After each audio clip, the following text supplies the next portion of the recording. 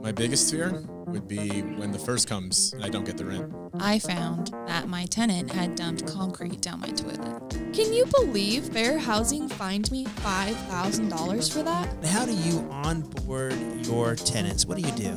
I don't even know if I do it right. If you're a landlord, don't just rent, rent perfect. The Rent Perfect podcast with property expert and private investigator, David Pickron.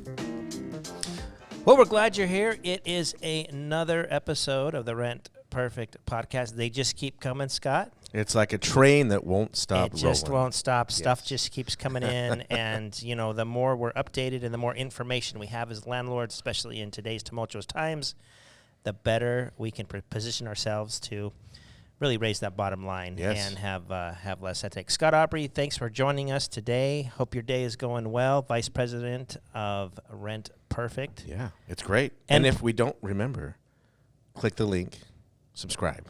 Oh, throw the subscribe in there. Yeah, got to throw the subscribe in there before we forget.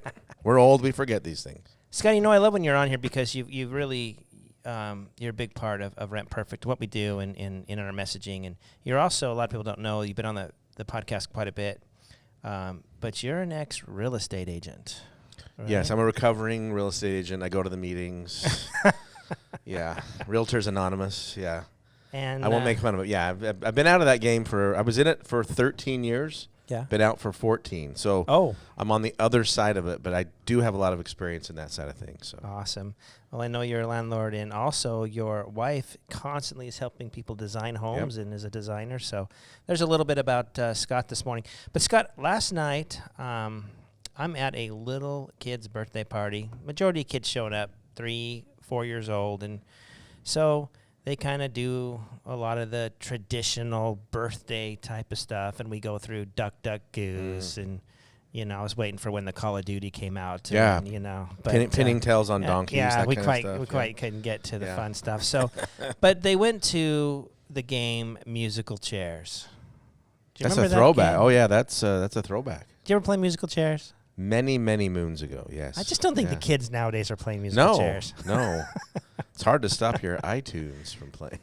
So for those of you who don't know what musical chairs is, Scott, what is musical chairs?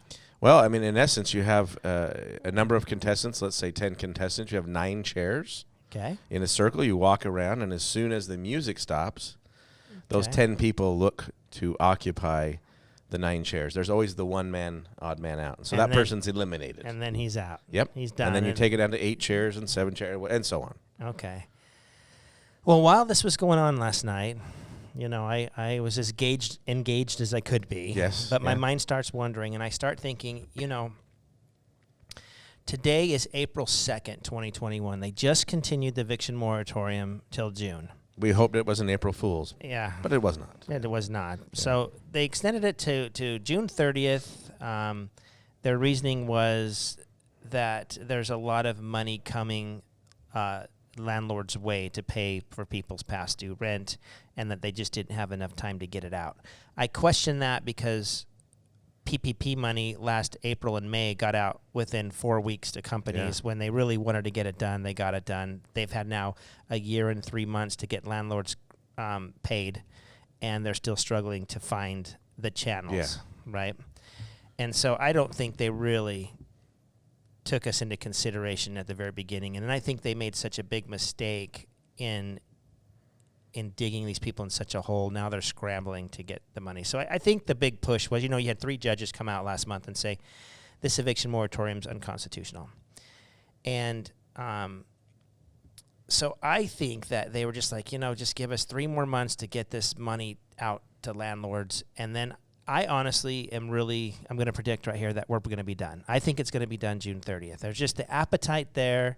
Even with our court system here in Arizona, the judges are starting to say, okay, this is ridiculous. We're fully reopened. We have no mandates at all. Right. And it's kind of hard to let people come in and say, I'm affected by COVID when, you know, we have help wanted signs everywhere, and it's time to get back to normal. Restaurants are open, stores are open. Yeah. So I get off on a kind of a tangent there, but what I really want to talk about is June 30th. How can we prepare for June 30th and what's going to happen, because we've never seen anything like this. And so if we as landlords can know the near future, we can plan now and be prepared for it. So I think that landlords are in 3 buckets. Okay, I think if you're in the first bucket, you've gotten all of your rent payments. You weren't even affected by this whole eviction moratorium, and you didn't even care if it got continued because it just doesn't affect you. And I say when you didn't care for your own personal gain. You probably care about it, but it didn't affect you. As an industry, you were concerned, Right. but yeah. So that's one bucket I want to talk about today. And how does that bucket prepare for June 30th? The second bucket is you've had a tenant that's been communicating with you, paying you partial payments, working with you, and you've really had to like go into this like high management mode with them and a lot of communication. And that person, then now we need to decide how are we going to manage June 30th in that bucket. Yep. And And the third bucket is you've had a tenant who absolutely won't call you anymore. You have no communication, kind of gives you the silent treatment and just lives there for free and just really rubs you the wrong way. Has no interest in helping you out at all. So that's the third bucket. So I'm going to call, this first bucket, I want to call retain, because if you've gotten your rent throughout the hardest time of the pandemic, wouldn't you want to retain that person?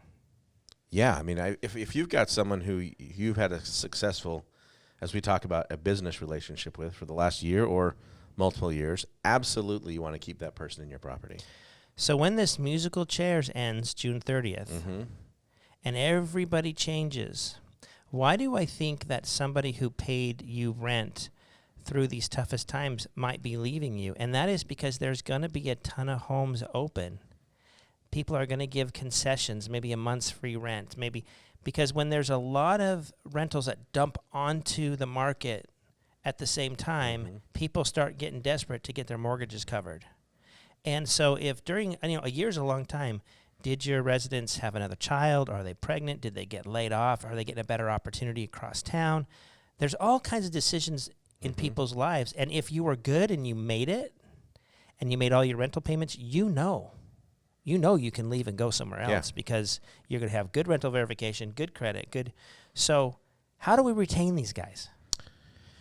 Well, I think you got to get a little bit creative sometimes, and part of getting creative is saying, okay, is looking at not only the monthly picture, because I think we look and say, okay, I want my $2,000 a month rent, but looking at the annual picture or the multi-year picture and getting out of that, well, I just need my money today, I need my money on the first every month. So getting creative. And one of the things I kind of was working through some notes yesterday on this is, why wouldn't you be willing to do some concessions? Maybe give a $100 a month discount on the rent. Not even not raise the rent, but give a concession, give a $100 discount. So just kind of for math purposes, if you had a $2,000 a month rental bill and you said, look, I'm going to give you $1,000 off a month to keep you in that property another year, that's going to cost you $1,200, right? Oh, $100. $100. Yeah, I'm going to give you $100. 1,000 was. No, I was like, no, I'm going to give you. We're not saying that. My $2,000 a month rent. I'm going to give you a $100 concession every month. So your rent's going to be $1,900 a month. Right. If you'll sign a 1-year lease with me, right? But if I lose you, especially if I lose you June 30th, I mean, there's going to be so many open homes in the market. So many people can go have options that I'm going to have to turn that property. Right. What's the turn cost? Give me an average turn. $3,000 to $4,000. Okay, so $3,000 to $4,000, and I lose my $2,000 a month rent for July. So but that wait just a minute. cost me $6,000. You just said look bigger. Yeah. You didn't lose $2,000 a month. You lost $24,000 a year. True. Right? Yeah, if I can't get that property filled. You lost $125,000 in 5 years. Yeah. Right. Well, that tenant's guaranteeing you that they're going to pay that. You don't know what the next one's going to get. Yeah. It's the old song, I can't remember if it's for the 90s, but it's the mo money, mo problems. New tenant, new problems. I mean, when you have a known entity in your property, I think you want to keep that, especially if you know it's a great renter. But just look at that and say, okay, if I just look at it on a kind of a monthly level, I lose July's rent, $2,000. I lose $4,000 in a turn. I lost $6,000 in one big chunk where I could have lost $100 a month for a year. And then I think the market's going to be totally different in a year, quite honestly. I think things are going to be hopefully a lot stronger.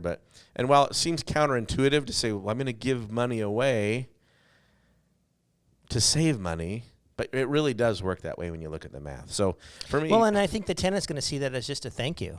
absolutely, Listen, there's a lot of landlords out there that didn't get any rent for, and we made it through this together.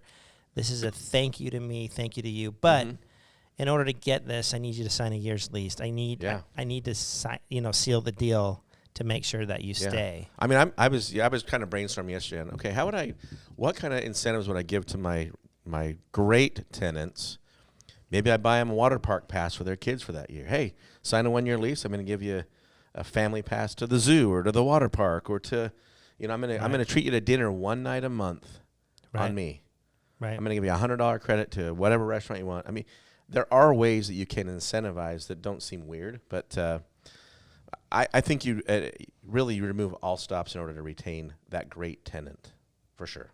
I absolutely agree. It's interesting because if we go to the second bucket, which I call the manage bucket, and this person is paying partials and they're trying to do what they can do, and when they give us a payment, we're like, oh, thank you for thinking. But then when that tenant who always paid on time, that first bucket tenant, do you in your mind go, oh, thank you? You're like, okay, no, great. You can. I mean, I think there's an opportunity here to go back and say, hey, thank you for helping us get through these tough times. And in a roundabout way, seal them up for the next year. When the musical chairs now is all done and over, everybody's settled again, you have a good chance of keeping that tenant for a very long time. There's no value in being the bloodthirsty landlord who looks like they're just in it for the money. Right. Right? No, I full on agree. I love that. So we want to retain the people who've gotten through, the pandemic, whether they lost their job, got unemployment, whatever the decision that they made was, their decision was the roof over my head is important, and that is the tenants we want. The roof over my head becomes more important than many other things. And so keep those good people right now. Yeah. I mean, if you can get through this pandemic, you probably can get through almost anything. Yep. So we really encourage you to turn around and thank your tenants in a way that then, in a back-sided way, helps you. Yeah, benefits you. Benefits you. Yep. So, all right, let's move on to that second bucket, is that manage bucket. And, you just have that tenant who's really trying. This has been a tough year for many people in the restaurant business and in different types of industries. And they've just stayed in contact, and they really feel sincerely that they're trying. And I just don't like when the communication stops. As long as the communication keeps going, I believe them, and enough money comes in, I'm going to work with those people. But there is a point where managing like that, it's exhausting. And once this June 30th comes and you don't have to manage like that. Right now they're making us manage like that. Yeah, you're being forced to. You have to make a decision. Are you going to put this person in the retain bucket, or are you going to put them in the replace bucket, which is our third bucket, right?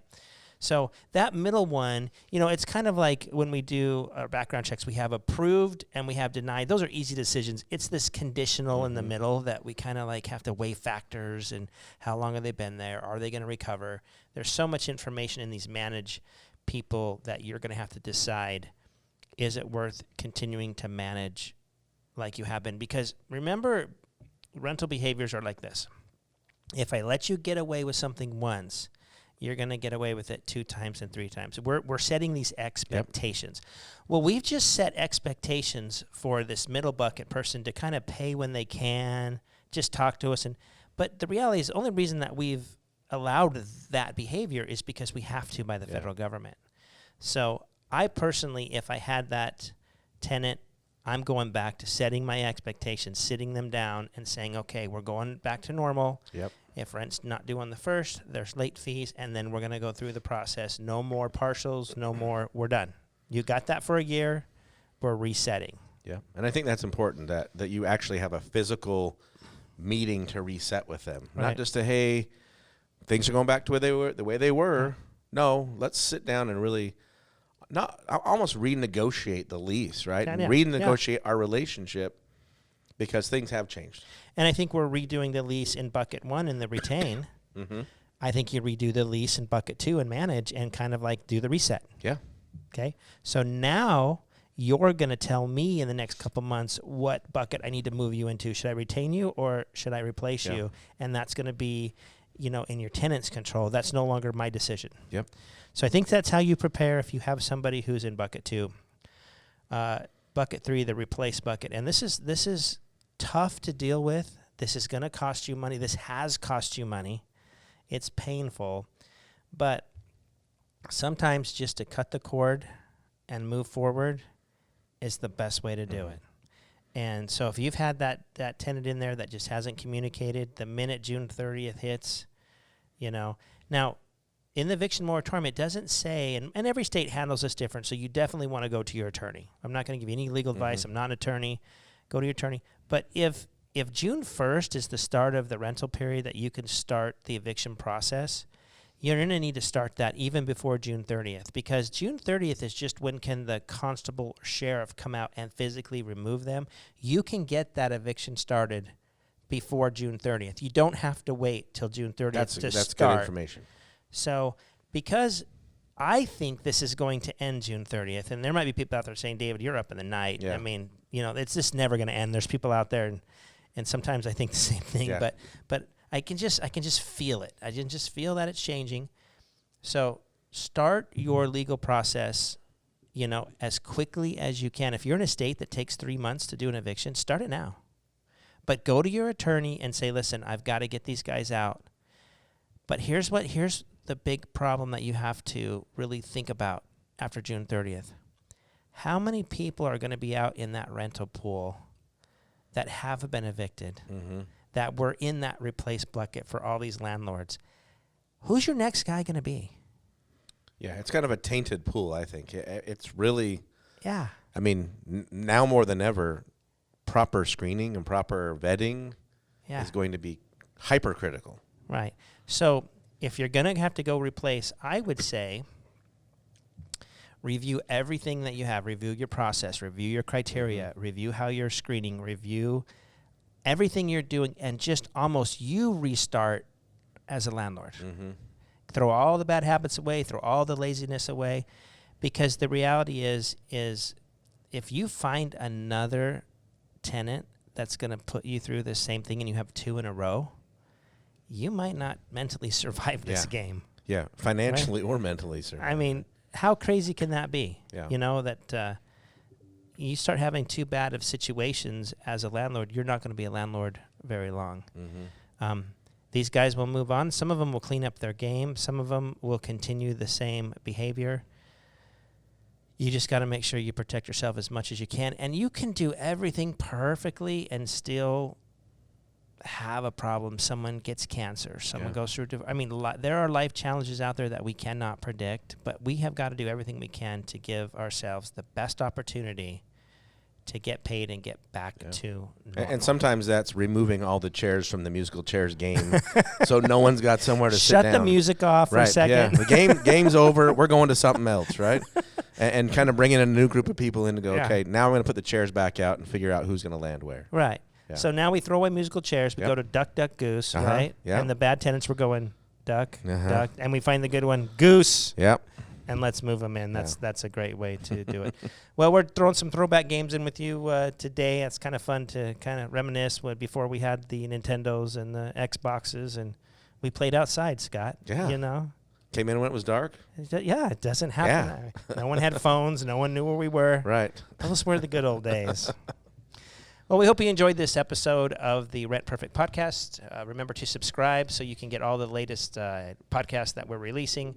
We appreciate you being here with us today. We hope the best for you. We will get through this. And until next time, continue to rent perfect.